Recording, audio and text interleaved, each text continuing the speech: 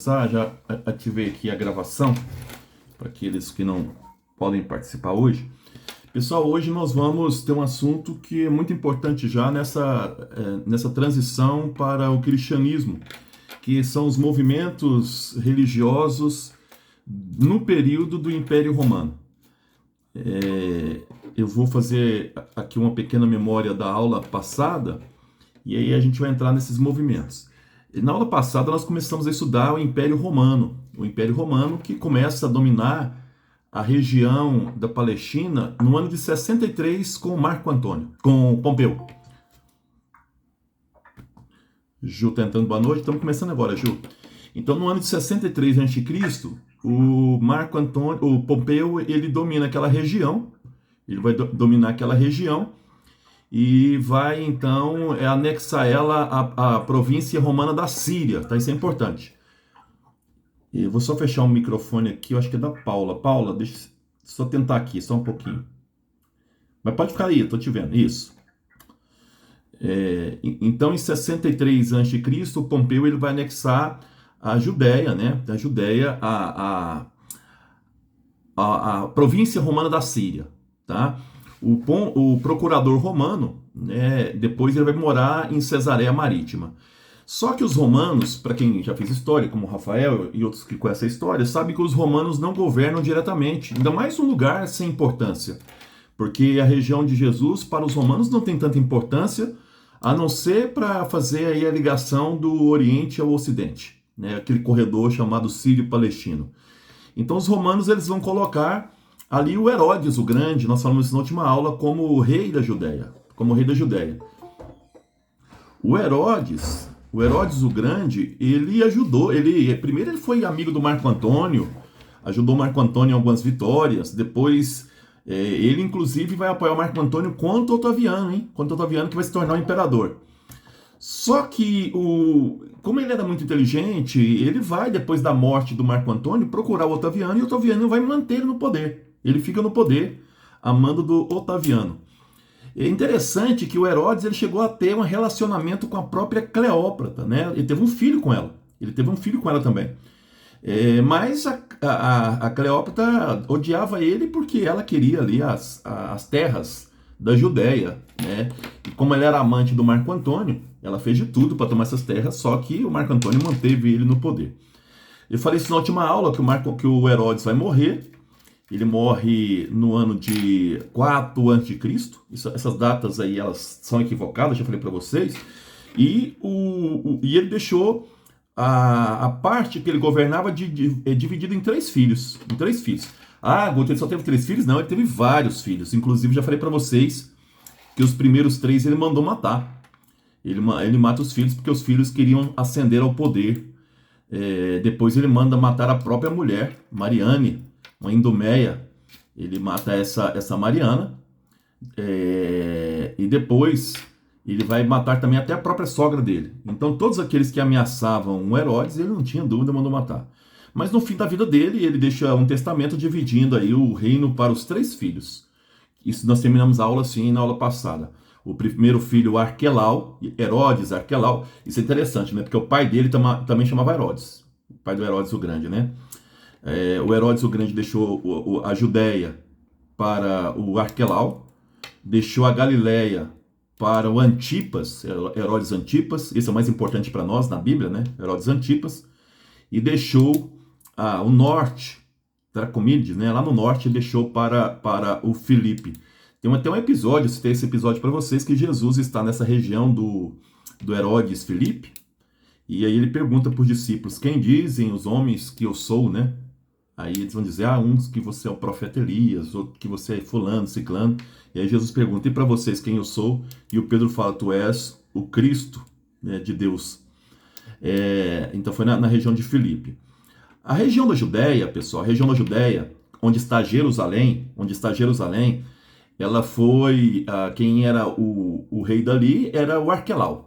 Só que esse Arquelau era muito corrupto, era um governante que não era muito acessível aos judeus. Os judeus reclamam dele para Roma.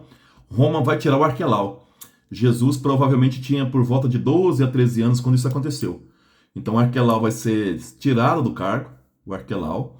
No lugar dele vai ser colocado prefeitos romanos para tomar conta da Judéia, onde está Jerusalém, tá?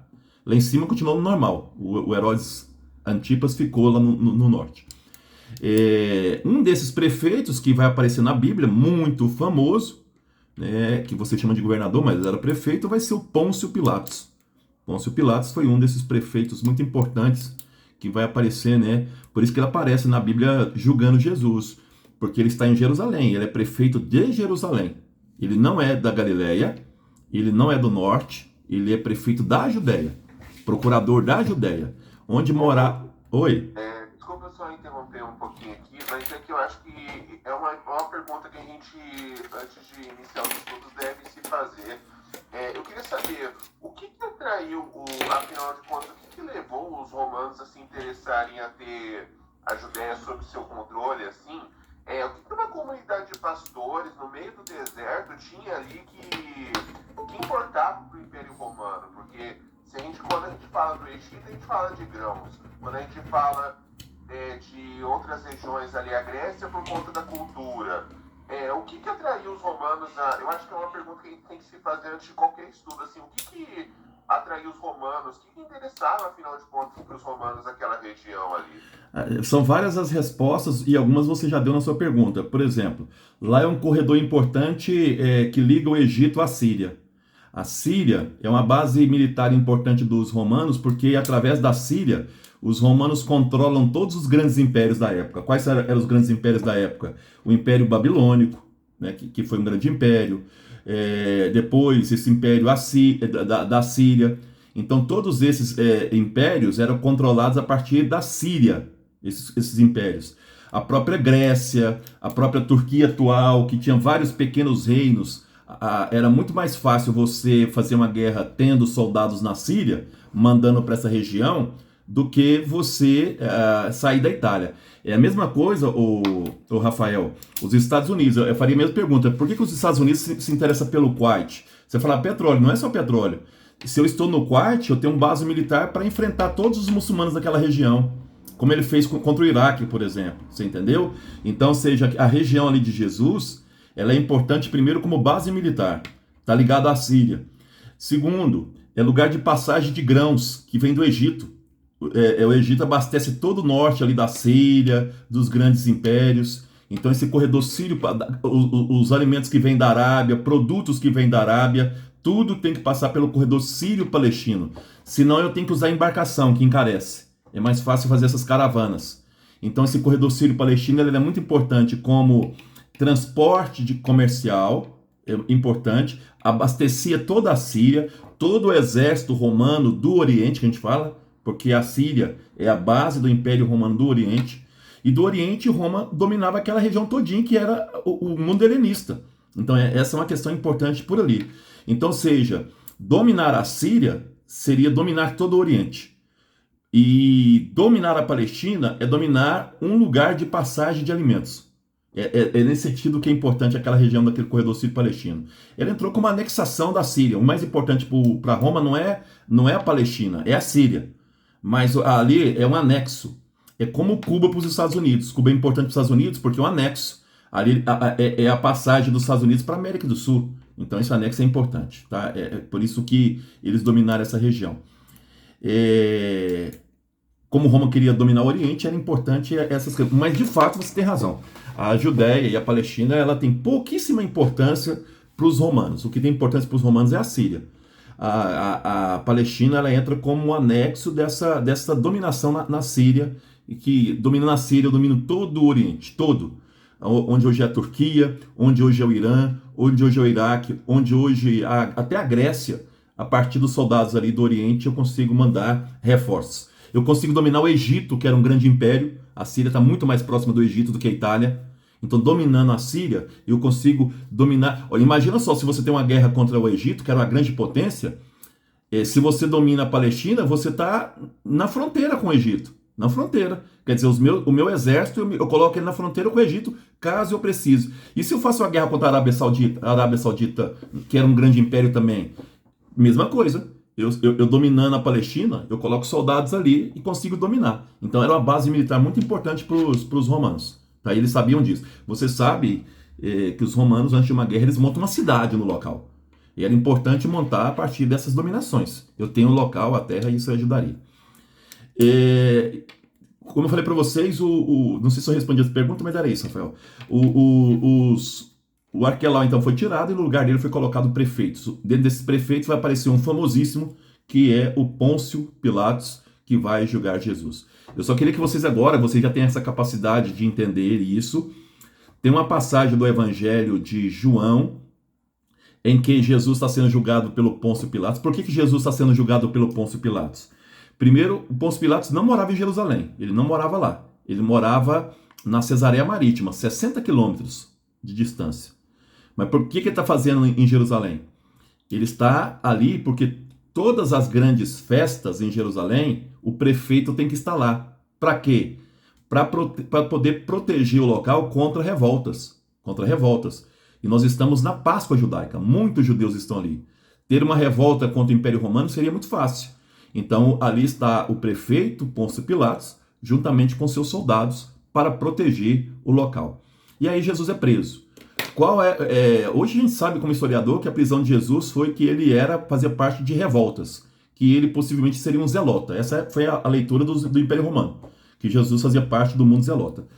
Não só Jesus, tá? Os dois outros que estão na cruz com Jesus também, quando a gente fala bandidos, ladrões, essa palavra ladrões é usada pelo Império Romano. Nós sabemos que os dois homens que foram mortos com Jesus na cruz foram zelotas. Depois nós vamos falar um dia sobre os zelotas, vocês vão ver isso. Eram revolucionários que queriam o fim da dominação romana. Tá? Então os dois homens que estão na cruz com Jesus são zelotas. Tá? Possivelmente Roma matou Jesus também como sendo um zelota. Então na cabeça de Roma, na cabeça do Império Romano, naquela cruz, naqueles três que estão na cruz, estão três zelotas. Três bandidos para o Império Romano. Eles chamavam de bandidos. Tá? Aqueles que se voltavam contra o Império Romano, eles chamavam assim de bandidos. A gente usa muito isso também. Quando a gente não gosta de um grupo, a gente chama esse grupo de bandido. O fulano não gosta do MST, são bandidos. Sempre aquele que incomoda, ele é colocado na categoria de bandido para o grupo oficial. Então nós temos aí essa situação em que os três que morreram ali para o Império Romano eram zelotas, inclusive Jesus, na cabeça do Império Romano. Hoje nós sabemos que Jesus não foi zelota, nós vamos dar uma aula sobre isso, tá? Mas os outros dois sim. E o Barrabás? Barrabás, possivelmente, naquele momento, era o chefe dos zelotas. Possivelmente, o Barrabás era o chefe do partido dos zelotas naquele momento, que Jesus estava vivo, tá? Então era um homem... mas ele era assassino. Lógico que ele era, porque os revolucionários matavam romanos. Então ele estava preso, até o Evangelho de João fala que ele estava preso porque ele era um assassino. Né? Tinha cometido um assassinato. Não só ele, mas todos os zelotas matavam os romanos, porque o ideal deles era justamente expulsar os romanos do seu território. O povo gostava dos zelotas. Então quando o povo escolhe o Barrabás, não é porque eles foram obrigados, é porque de fato eles gostavam mais do Barrabás do que de Jesus. Eles viam no Barrabás um libertador. O Barrabás está lutando a nossa causa. O Barrabás está lutando para que a gente seja libertado de Roma. E Jesus? Eles não conheciam Jesus como libertador. Mesmo porque Jesus nunca quis ter essa figura de libertar politicamente. A ideia dele era uma outra ideia. A transformação do homem, né, a mudança interna, não essa questão política diretamente. Embora Jesus tenha falado sobre questões políticas, mas não era a libertação pelas armas. Jesus nunca visou libertar Israel pelas armas. Barrabás, sim. Então, se nós estivéssemos lá, se nós fôssemos judeus, na época de Jesus, nós gritaríamos para libertar Barrabás, com certeza. Porque Barrabás era muito mais querido por eles. Barrabás defende a nossa causa. Barrabás quer nos libertar do Império Romano. Então nós preferimos que ele seja solto do que esse homem que vem da Galileia e não tem demonstrado essa mesma bandeira, vamos dizer assim, essa bandeira política de nos libertar pelas armas. Jesus refutava isso, essa libertação pelas armas. Então, o Barrabás era mais querido mesmo naquele momento. E nós estamos aqui hoje em 9. Os 9 que estão aqui tenho certeza absoluta sem medo de errar. Se estivéssemos lá no mesmo lugar para escolher, escolheríamos libertar o Barrabás e não Jesus, porque o Barrabás luta a nossa causa. Essa era a cabeça da época daquelas pessoas, tá? Só para vocês entenderem esse processo todo. Hoje, então, nós vamos falar de grupos da época que Jesus estava vivo e que são importantes e que aparecem na Bíblia. Na nossa Bíblia, vocês vão começar a entender esses grupos agora. Quando Jesus veio ao mundo, Jesus encontrou um judaísmo dividido. Não existia um judaísmo único. O judaísmo estava dividido em vários grupos, em várias tendências, em vários segmentos. Existe um historiador que é a nossa fonte máxima, você não pode esquecer disso, chama Flávio Josefo, tá? Boa parte das informações que nós temos vem desse Flávio Josefo. Ele viveu um pouco depois de Jesus. Tá? Quando ele morreu, quando ele nasceu, Jesus tinha morrido pouco tempo. Esse Flávio Josefo, ele chama esses grupos de seitas. Seitas é uma palavra grega para escolhas. O nome não é muito adequado porque a seita dá a ideia de grupos fechados. E por isso que são preferíveis falar movimentos, tendências, tá? Mas de qualquer forma vamos chamar aqui de seitas porque é o nome mais aceito que as pessoas falam, tá? Mas eu quero só que vocês saibam que esse nome de seitas foi dado pelo Flávio Josefo, que foi um judeu, foi funcionário romano, e que vai nos contar a história desses grupos, desse judaísmo que estava fragmentado em vários grupos. A Bíblia, nós vamos ver alguns deles. Eu vou citar alguns deles para vocês lembrarem aqui. Esse judaísmo ele estava dividido em vários pequenos grupos. Vou falar de alguns, vocês vão lembrar aqui. Na Bíblia, os dois principais grupos, no nosso evangelho, no nossos evangelhos, os principais grupos que aparecem, primeiro, são os fariseus. Os fariseus aparecem muito, principalmente no Evangelho de Mateus. Os fariseus. O segundo grupo que aparece muito também são chamados aí de saduceus. Saduceus também aparece bastante. Tá? Jesus, inclusive, dialoga com esses saduceus também. Aparece menos que os fariseus. Quem mais aparece são os fariseus. Tá? O terceiro grupo que aparece bastante na nossa Bíblia são chamados de zelotas. Não aparece muito, mas aparece. Sempre fala, Jesus inclusive teve um discípulo que era zelota, chamado Simão o Zelota. Não é o Simão Pedro, é o outro Simão. Simão o Zelota. Nos evangelhos chama ele de Simão o Zelota. Nós até desconfiamos também que Judas Iscariotes era zelota e o Pedro também teve um pezinho nesse mundo. Mas é outra discussão que eu vou fazer outra vez com vocês, tá?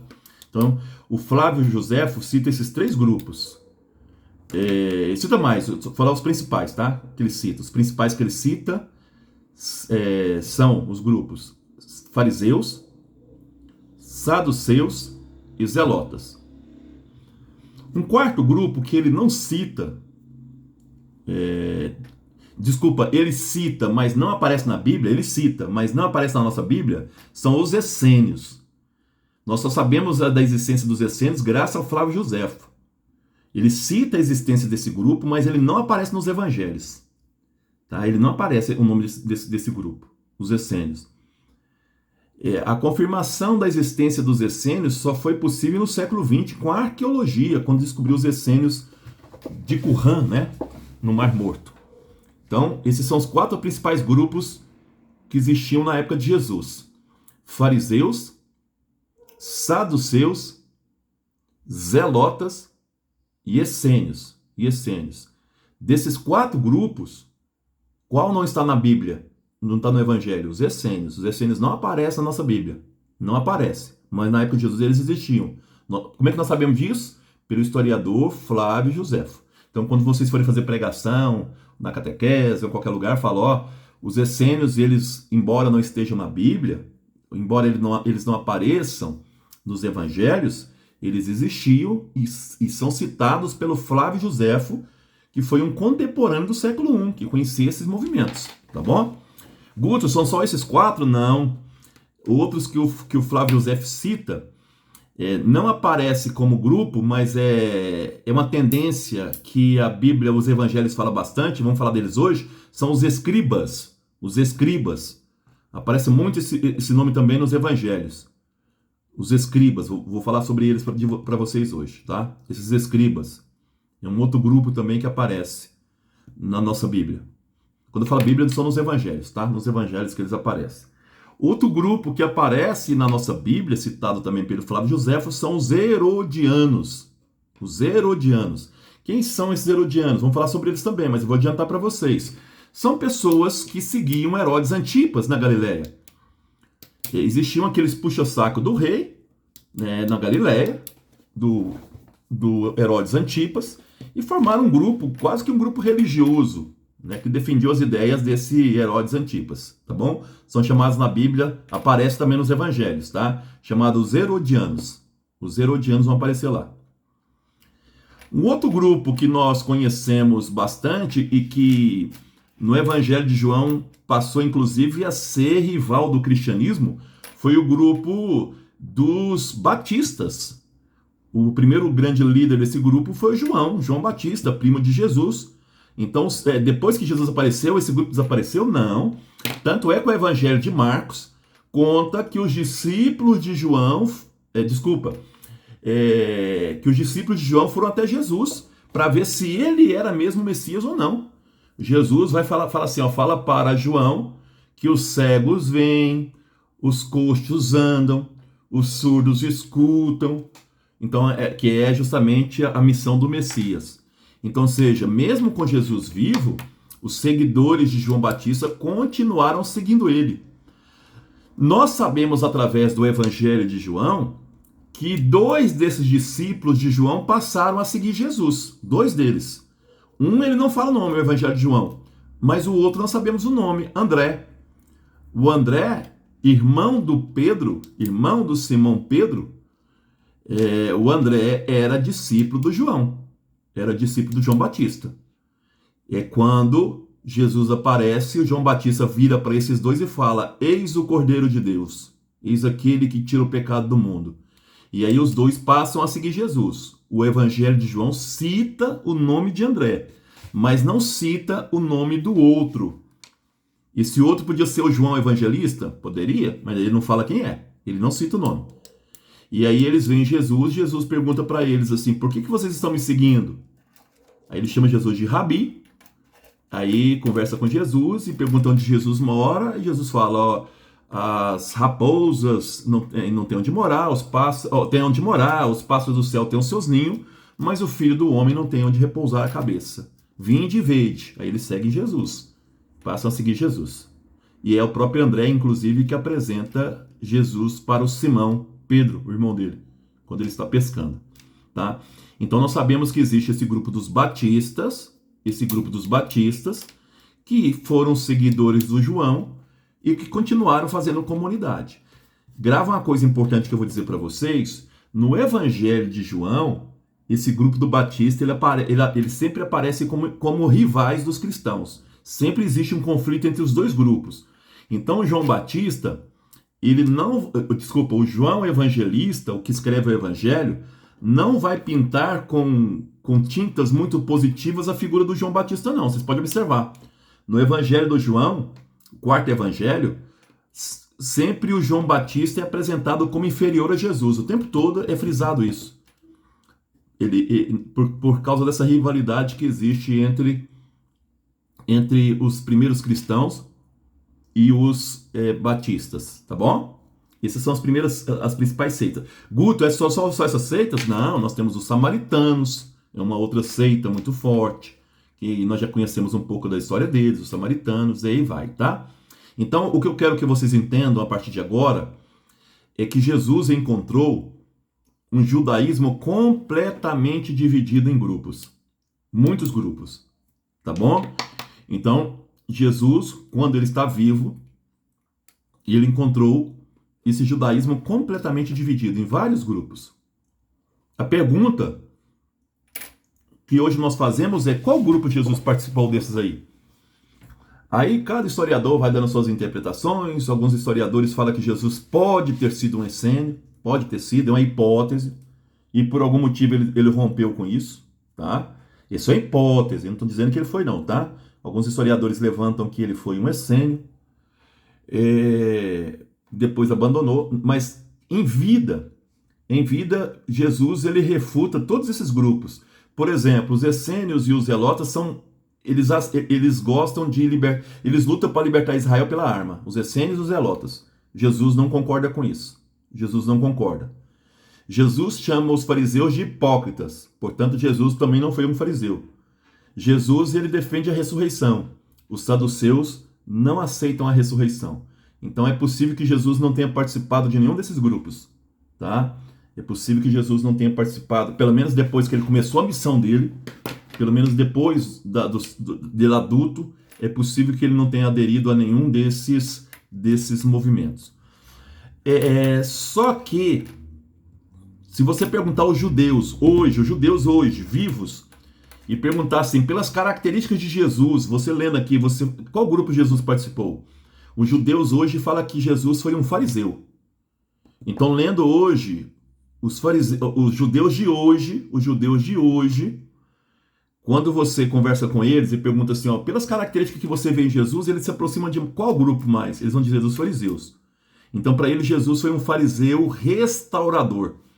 Um fariseu que queria restaurar o próprio mundo farisaico. Para eles, hoje, tá? Não tem como confirmar isso também, não. Não tem como confirmar isso. Mas para os judeus, a maioria dos judeus hoje, Jesus foi um fariseu que quis melhorar o judaísmo farisaico. Alguns falam isso. Mas eu até vendi alguns livrinhos para vocês, alguns compraram esses livrinhos. Tem que entregar o da Elisa, eu tô vendo a Eleonora aqui. Tem um livrinho que chama assim, Jesus antes do cristianismo. O Alberto Nolan, que é um estudioso, né? Ele vai dizer que Jesus não pertenceu a nenhum grupo desses. Ele defende que Jesus não participou de nenhum grupo desses. Tá? Nesse livrinho chamado Jesus antes do cristianismo. Ele fala dessas seitas todas, desses grupos, e vai dizer que Jesus não participou de nenhum deles. Pelo contrário, faz crítica a todos. Tá? Já viu? Hoje em Jerusalém, o nome de Cristo, de Jesus mesmo, pode ser falado ou não? Pode, porque Jerusalém hoje é uma cidade dividida em várias religiões. Tem o cristianismo, tem o islamismo, o judaísmo. Você pode falar porque tem um grupo dos cristãos, mas os judeus, se você me perguntar agora se os judeus gostam de Jesus, não. Eu perguntei uma vez para um senhor de idade que estava no Muro da Lamentação, ele era judeu. Eu perguntei para ele quem era Yeshua, né? Eles conhecem Jesus como Yeshua.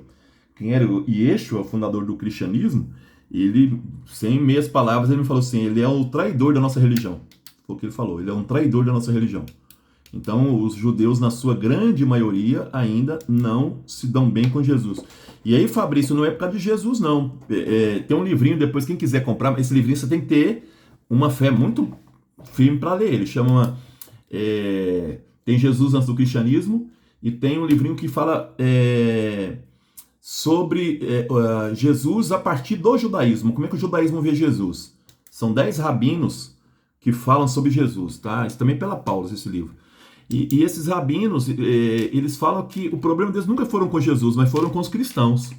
Porque os cristãos começaram a divulgar que eles mataram Jesus, e a partir disso eles sofreram a história toda. Perseguições na Idade Média, foram queimados na fogueira por causa dessa história.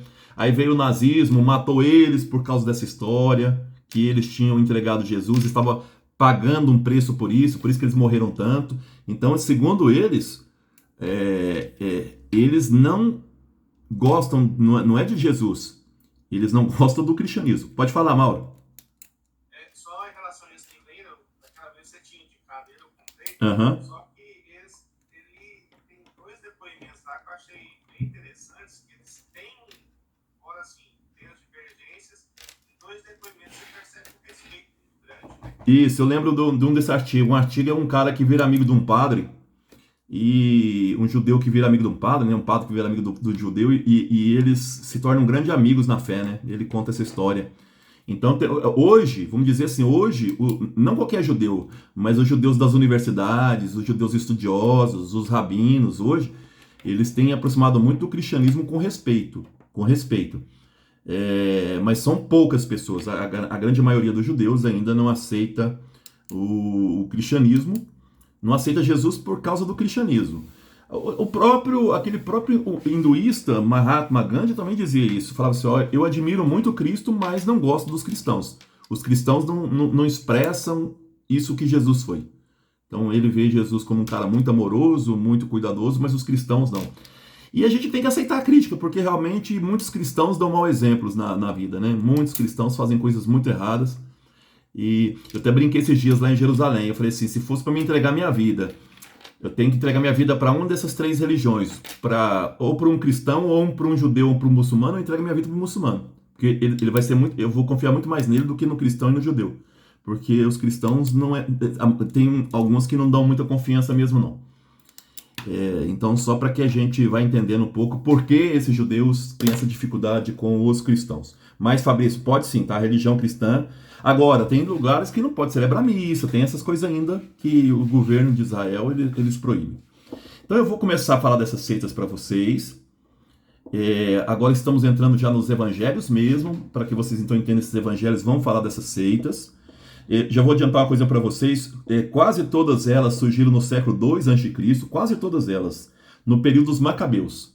Tá? Quase todas essas seitas que eu vou falar para vocês surgiram no século II a.C., quer dizer, 200 anos antes de Cristo, no período que nós estudamos sobre os Macabeus. Eu não lembro dos Macabeus, não. Macabeus foi aqueles irmãos que lutaram para expulsar os gregos da Terra Santa. Fizeram aquela revolta dos Macabeus. Tem 2 livros na Bíblia, inclusive, o primeiro e o segundo livro de Macabeus, que contam, então, como que esses irmãos expulsaram os gregos ali da Terra Santa, inclusive fazendo aquela festa de purificação do templo, chamado a festa da dedicação. Jesus, inclusive, no Evangelho de João, participa dessa festa da dedicação lá em Jerusalém. É o dia que Jesus fala assim, eu sou a luz do mundo. Foi nessa festa da dedicação do templo, a purificação do templo, que aconteceu desde a época dos Macabeus, 200 anos antes. Só tem um grupo que não surgiu nesse período, que foram os Zelotas. Os Zelotas, eles surgem na Galileia, onde Jesus está morando. Esse grupo surge na Galileia, dos Zelotas, com um homem chamado Judas ou Galileu. Tá? Jesus tinha por volta de 6 a 10 anos de idade, quando aparece esse grupo dos Zelotas. Tá? Então, os Zelotas é o único grupo que nasceu no período que Jesus estava vivo mesmo. Ele nasce na Galileia, região de Jesus. Galileia fica lá no norte. Então vamos lembrar aqui o mapinha. Judéia, Jerusalém no sul. Samaria no meio. Galileia no norte. Então a Galileia, lá na Galileia, onde está Nazaré, onde está Cafarnaum, nesse lugar nasceu esse movimento chamado Zelotas. Zelotas vem de zelosos, porque eles eram zelosos pela religião deles e não aceitavam pagar impostos a Roma. Os zelotas não aceitavam pagar impostos para Roma, achavam que isso era não só uma traição a Israel, mas também uma atitude politeísta, porque pagar imposto para Roma é reconhecer essa divindade, Roma. E eles não pagavam, evitavam pagar, e aí os romanos tomavam tudo deles, tomavam as ovelhas, tomavam as terras deles quando eles não pagavam. E por isso que no Evangelho de Marcos aparece isso, Senhor, depois Mateus também. Senhor, nós devemos pagar impostos ou não a César? Eles estão questionando para saber. Aquela pergunta de Zelotas, nós devemos ou não pagar impostos a Roma? Porque eles não queriam pagar esses impostos para Roma, porque para eles era traição. Mas não só isso, esses Zelotas queriam expulsar os romanos daquela região. E como é que você expulsa o invasor da sua terra? Segundo aí a história, através de armas. Então eles se armaram para poder expulsar Roma do seu território. Muitos usavam um punhal pequenininho, porque aí nas festas eles cravavam esse punhal nas costas dos romanos sem os romanos verem. Esse punhal é chamado de sica, por isso que na Bíblia os zelotas aparecem também como sicários.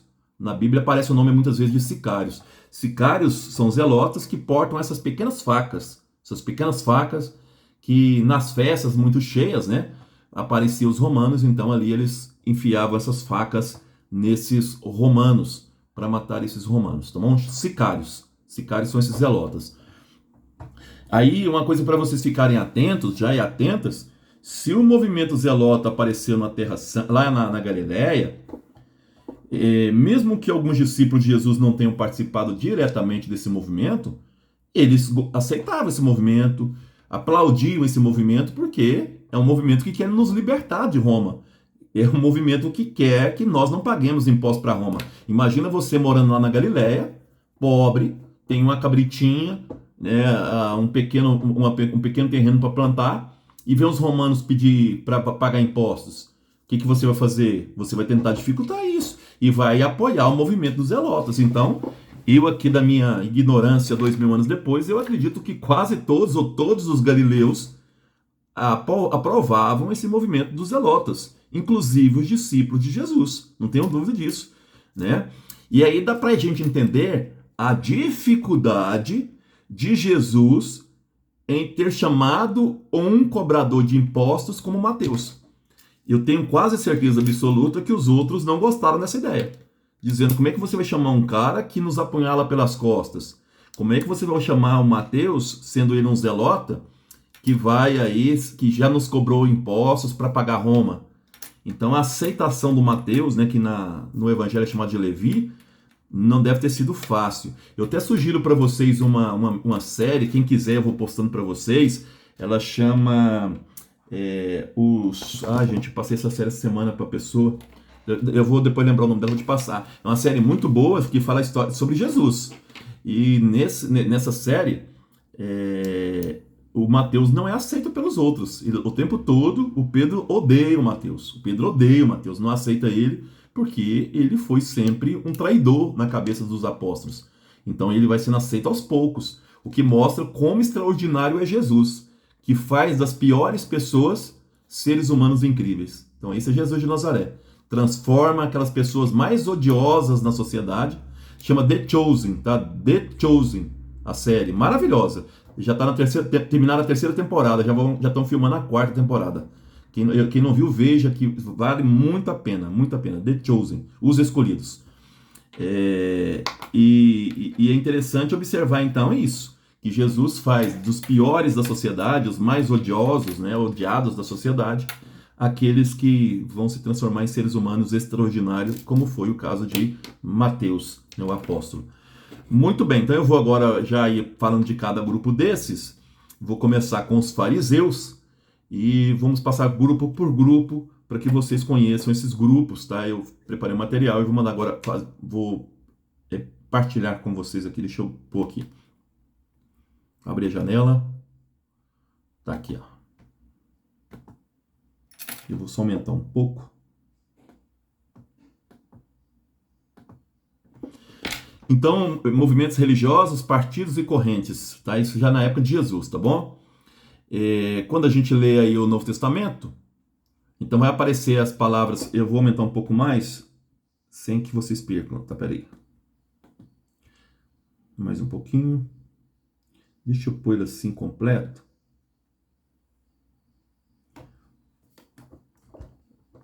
Então, quando a gente vê o Novo Testamento, nós vamos falar então aí, vocês vão ver nome como fariseus, saduceus, herodianos, zelotes ou zelotas e escribas. De novo, não aparece o nome dos essênios, mas os essênios também é um movimento que aparece aí da época de Jesus aí também, tá? Então esses movimentos, eles vão aparecer principalmente nessa época dos Macabeus. Guto, eu não lembro a época dos Macabeus. Os Macabeus, eles governaram de 201 praticamente até o ano de 63, século II e século I. Então os Macabeus, eles vão governar através daquela dinastia chamada Asmoneus, né? Eles vão governar do século II até o século I. Eram grupos, e aqui é importante, turma, porque esses grupos não foram grupos apenas religiosos. Todas essas seitas traziam nelas aspectos políticos, aspectos econômicos também. Os judeus não separam religião de política e de sociedade, é tudo junto, elas estão juntas aí, tá bom? Vamos aqui então, quem são os fariseus? Os fariseus então, aí com certeza está entre as principais correntes da época de Jesus, dentro do judaísmo. Quem nos fala dessa corrente é o Flávio Josefo. E aqui é importante observar que o Flávio Josefo era fariseu, então ele fala de forma positiva desse movimento, que ele era um fariseu, o Flávio Josefo. Guto, quem mais foi fariseu na Bíblia importante que nós conhecemos? O Paulo de Tarso. Antes de converter, o Paulo de Tarso era fariseu. Guto, outro fariseu que aparece nos evangelhos, cita mais dois aí. O José de Arimateia, que cede o túmulo dele para Jesus ser colocado, era um fariseu. Aí o José de Arimateia. Outro fariseu importantíssimo, chefe do partido também na época de Jesus, foi um cara chamado aí Nicodemos. Nicodemos também, Jesus conversa com ele no Evangelho de João, Nicodemos também era do partido dos fariseus. Lá no Ato dos Apóstolos, fala que o Paulo foi educado por um tal de Gamaliel, professor do Paulo, chefe do partido farisaico na época do Paulo, tá? O Gamaliel. O Gamaliel aparece muito importante também nesse momento. Então, o Flávio José vai falar desse grupo aqui. Já falei para vocês, a palavra seita não é bem usada, tá aqui embaixo, porque dá a ideia de um grupo fechado. Esses grupos não eram tão fechados assim, mas vamos lá. Para o Flávio Joséfo, que era um fariseu, o fariseu, são aqueles que procuraram viver com plena conformidade com a Torá. A sua vida tinha que ser adequada à Torá. Guto, o que é a Torá? Torá é a lei. São 5 primeiros livros da Bíblia: Gênesis, Êxodo, Levítico, Números e Deuteronômio. Então ali estavam contidas todas as leis que os judeus seguiam, tá? As principais leis. Leis de pureza, de purificação. Por exemplo, a lei de purificação. A mulher, quando tem filho, ela tem que esperar 40 dias para poder se apresentar, para poder se purificar, melhor dizendo. A criança com 8 dias tem que receber o seu nome, por causa de Jesus. Então são essas leis. Os fariseus, eles seguiam essas leis de purificação, de como se proceder dentro do templo, e a principal lei para os fariseus, a questão do uso do sábado, né? O uso do sábado, o guardar o sábado, a circuncisão, eram leis que os fariseus seguiam à risca, mas principalmente essa questão do sábado.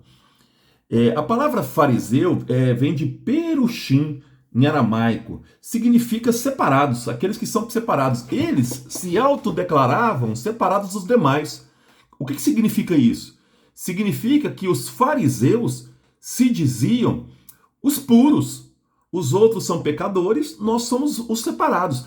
A palavra sagrado, não sei se vocês sabem disso, a palavra sagrado significa separar o mundo profano do mundo religioso.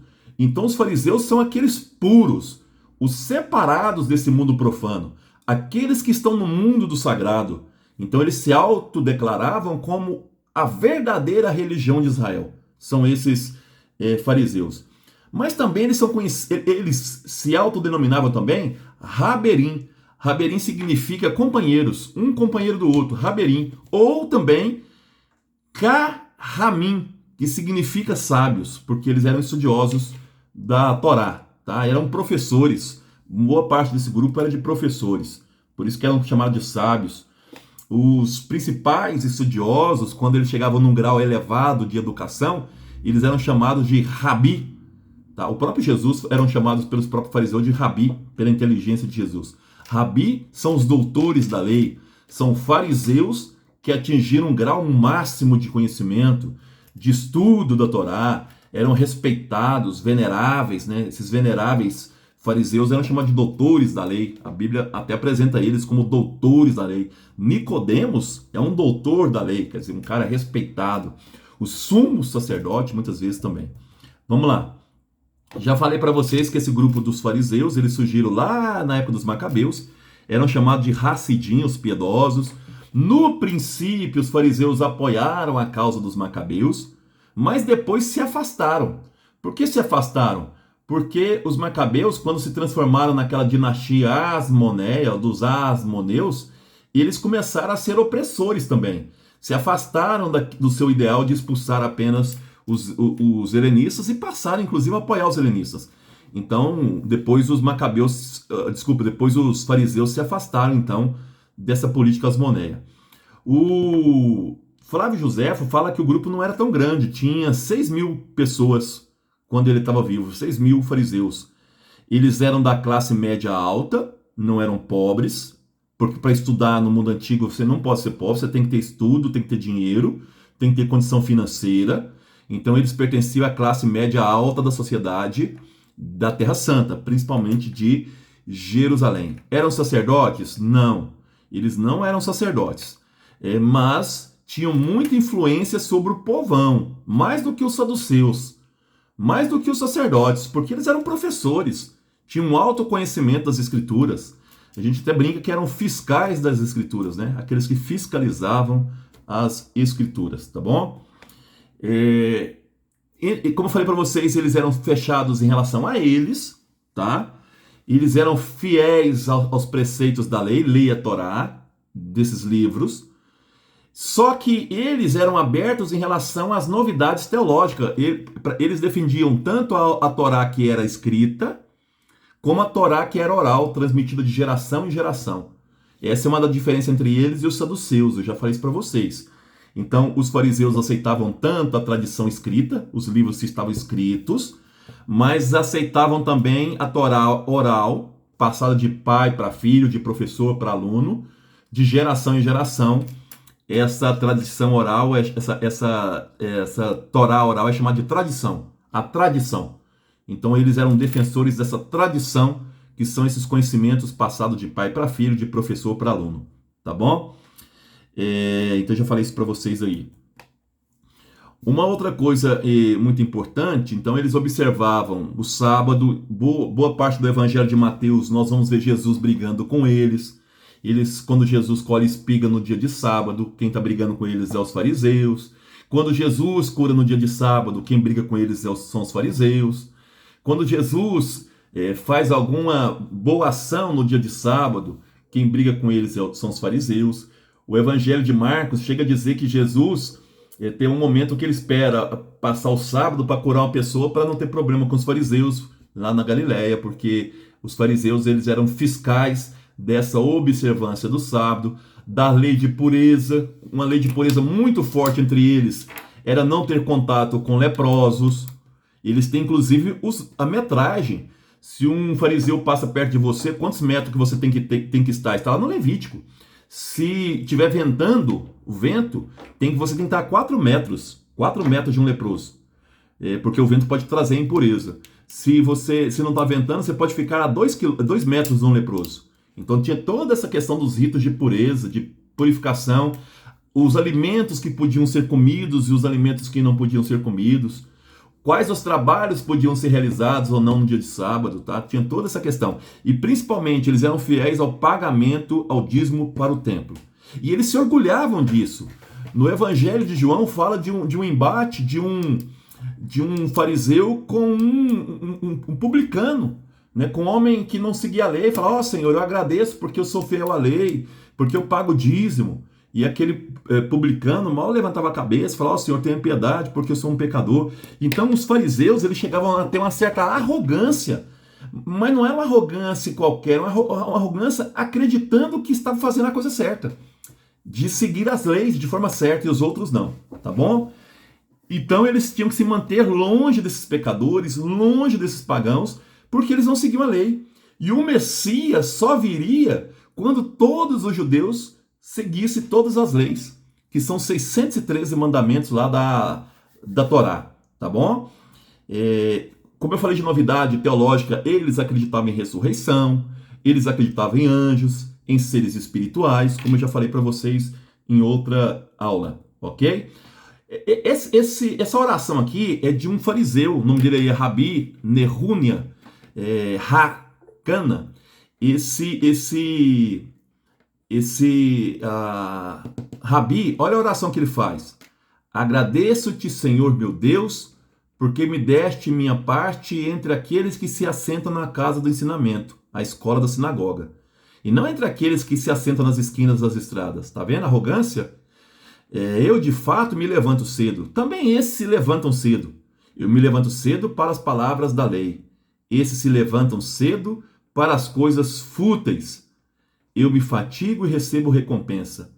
Eu corro também, esses correm. Eu corro para a vida do mundo futuro, mas esses correm para a perdição. Então eles tinham esse sentimento de superioridade em relação aos demais. Deixa eu só voltar aqui. Alguém pediu para parar? Peraí. Deixa eu voltar.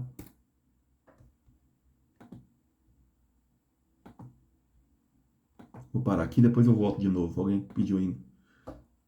Não, tá dizendo que daqui a pouco vai fechar aqui a aula, mas a hora que fechar eu mando outro de novo para vocês, outro link. Vamos voltar lá. Quero finalizar pelo menos os fariseus hoje. Vamos aqui. E como eu falei para vocês, do ponto de vista doutrinal, eles são abertos. Aceitam aí posicionamentos teológicos novos, como a ressurreição, como anjos, como a vinda do Messias, coisa que os saduceus não aceitam, tá bom? Eles defendem a liberdade humana, o ser humano é livre, ele não é condicionado por Deus, mas eles confiam que Deus é providente. Deus ele nos defende, Deus ele pode nos orientar, mas eu sou livre, sou eu que escolho. Então eles tinham essa visão de uma liberdade humana muito interessante. Como eu falei para vocês, no início eles eram favoráveis aos macabeus, mas depois eles são contrários aos asmoneus, que é aquela dinastia. Em relação ao Herodes, parte dos fariseus gostava do Herodes por causa de um líder chamado Halel, mas depois eles abandonaram o Herodes e também abandonaram o Império Romano. Então eles politicamente eles não são favoráveis a esses governos, nem dos amoneus, nem do Herodes e nem dos romanos. Então eles se colocam contrário a esses governos porque acreditam que esses governos traem a fé do judaísmo. Tá? Eles impõem coisas novas, trazem coisas novas que vão contra a fé dentro do judaísmo. Como eu falei aí, não aceitavam o domínio romano, mas também eles não aceitavam os zelotas. Eles não são favoráveis porque acreditavam que os zelotas eram muito extremistas com relação à questão do uso da arma. Foi graças a esse extremismo dos zelotas que foi gerado aí a guerra dos romanos contra os judeus, que destruiu o templo, tá bom? Nos evangelhos nós vamos ver que Jesus os trata como hipócritas, principalmente o evangelho de Mateus. Não só eles, Jesus trata eles, os escribas e os saduceus como hipócritas, raça de víboras, sepulcro caiado, quer dizer, por dentro é vazio, aparência boa, essas coisas, mas Jesus grita. Mas principalmente no quesito Mateus. Aqui nós temos que tomar cuidado. Lógico que essa ideia deles de achar que são superiores aos outros, que são mais sagrados que os outros, beirava uma certa arrogância. Jesus criticou isso. Mas uma coisa importante que eu quero que vocês tomem cuidado é com isso aqui, ó. Os evangelhos, eles foram escritos 40 anos depois da morte de Jesus. Portanto, eles refletem muito mais uma realidade 40 anos depois do que atrás. E quando o templo de Jerusalém foi destruído, sobraram só duas seitas. A seita dos fariseus e a seita dos cristãos, que eram chamados de nazarenos. Então, tanto os cristãos como os fariseus estavam disputando o mesmo campo missionário. E esses conflitos eram naturais entre cristãos e fariseus. E o Mateus, então, vai colocar na boca de Jesus boa parte da realidade dele, Mateus, em relação a esses conflitos locais entre cristãos e fariseus, tá bom? Então não esqueçam disso, de todos os grupos dos judeus, quando Jesus estava vivo, de todos os grupos, sobraram só os fariseus. Só os fariseus. E depois vai aparecer um outro grupo chamado de nazarenos, que serão os cristãos. Então na época que são escritos os evangelhos, na época que é escrito o Atos dos Apóstolos, as cartas paulinas, as cartas paulinas não, porque o Paulo escreveu um pouco antes. O Atos dos Apóstolos, o Apocalipse e mesmo os evangelhos, existiam dois grupos de judeus. O grupo dos fariseus e o grupo dos cristãos, chamado de nazarenos. E eles vão rivalizar pelo mesmo espaço missionário aí. Eu vou parar aqui nos fariseus e na próxima aula vamos falar sobre os escribas, para que vocês possam fazer perguntas, tá bom?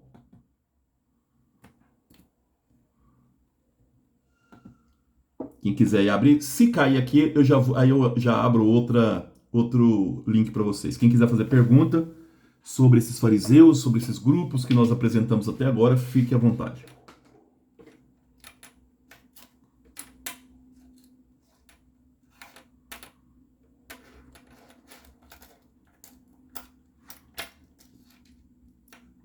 Tudo tranquilo? Na paz de Jesus? Sim. Então, beleza. Então, eu vou postar essa gravação para vocês lá. Então, só uma pequena memória aqui. Não esquecer, quando Jesus está vivo, o judaísmo está dividido em vários grupos. Fariseus, saduceus, zelotas, essênios, herodianos, samaritanos, batistas, são alguns deles. Qual grupo Jesus participou? Nós não sabemos, mas a teoria mais aceita hoje é esse do Aslan, que Jesus não participou de nenhum desses grupos. Mas existe uma possibilidade de Jesus ter sido essênio quando era jovem, antes de aparecer na vida pública, mas nós não sabemos, são hipóteses. Então a gente não sabe muito sobre isso. Todos esses grupos apareceram no século II a.C., menos os zelotas, que vai aparecer na Galileia no ano 6 depois de Cristo, com um homem chamado Judas Galileu. Desse eu vou falar depois, tá? Hoje eu apresentei para vocês aí os fariseus. Os fariseus são zelosos pela lei, são chamados de companheiros ou separados porque se achavam sagrados, defendiam aí a Torá escrita, que eram os textos escritos, mas também a tradição oral. Esses fariseus acreditavam na ressurreição, nos anjos, nos espíritos, no Messias, defendia aí o zelo pelo sábado, pela circuncisão, pela prática alimentar, defendiam aí também a questão da pureza ritual, tinha que lavar. Lembra uma briga deles com Jesus porque os discípulos de Jesus não lavaram as mãos para comer? Eles falam, seus discípulos não lavam a mão para comer. Então aí Jesus fala a frase, o que suja o homem é o que vem de dentro e não o que vem de fora. Então é sempre essa briga com esses fariseus, tá? O que pode estar... Oi? Pode falar. Dessas seitas aí, quais que conseguiram passar assim, da antiguidade para a atualidade? Nenhuma. Nenhuma, mas a base do judaísmo atual veio dos fariseus. A base atual do mundo judaico veio dos fariseus. Eles foram... Esses grupos são bem vistos dentro da comunidade judaica atualmente? Sim, assim, eles estudam a lei, eles são muito parecidos hoje com os fariseus, né? São parecidos, não são fariseus mais. Eles são muito próximos dos fariseus. Por exemplo, o sábado para eles continua sagrado, você não pode nem tirar foto do dia de sábado, é toda uma questão. Então a base do judaísmo moderno é uma base farisaica, veio do mundo farisaico. Eu achei interessante quando você falou que Jesus não é bem-vindo, visto de forma geral na comunidade judaica. Uhum. Mas aí eu pensei, mas e as comunidades, quando você fala assim que ele não é bem visto, é nas comunidades mais tradicionais, né? Isso. Porque eu ia falar, os judeus mais moderados, como que eles enxergam Jesus? Está começando a abrir para o estudo. É isso que eu falei daquele livro para vocês, Jesus segundo o Judaísmo. Então os estudiosos atuais do judaísmo têm se aproximado de Jesus, tentando entender quem foi esse rabino, quem foi esse fariseu. Por isso que eu falei que para os judeus hoje, Jesus foi um fariseu. Para os judeus hoje, tá? Então esses rabinos, principalmente dos Estados Unidos, eles começaram a estudar nas suas universidades esse rabino, porque como é que um rabino pode ter influenciado tantas pessoas? Eles querem entender isso. Então hoje eles começam a estudar Jesus. Aí começa uma maior aceitação, tá bom? É isso, fiquem com Deus, até o próximo encontro, pessoal. Um abraço. Tchau. Boa noite. Tchau.